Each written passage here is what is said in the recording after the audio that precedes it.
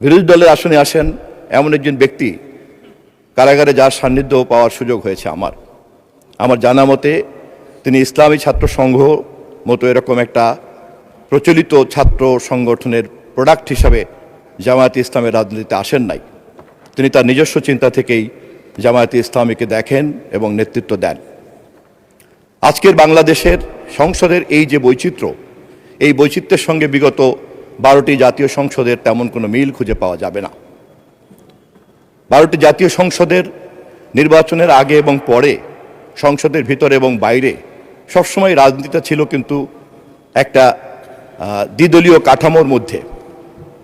কিন্তু এই প্রথম বাংলাদেশের রাজনীতিতে ভোটের পরিসংখ্যান থেকে শুরু করে আমরা যদি এই সংসদের চিত্র দেখি এবং পালিয়ে থাকা ফ্যাসিবাদের সমর্থক ভোটারদের মধ্যে যারা বিরাজ করেন তারা এবার কোথায় ভোট দিয়েছেন আমরা জানি না।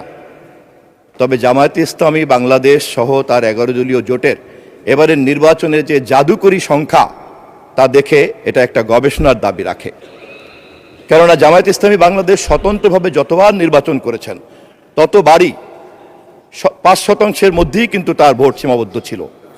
এবারের নির্বাচনেই তার ভোটের পরিসংখ্যানটা পরিবর্তন হয়েছে।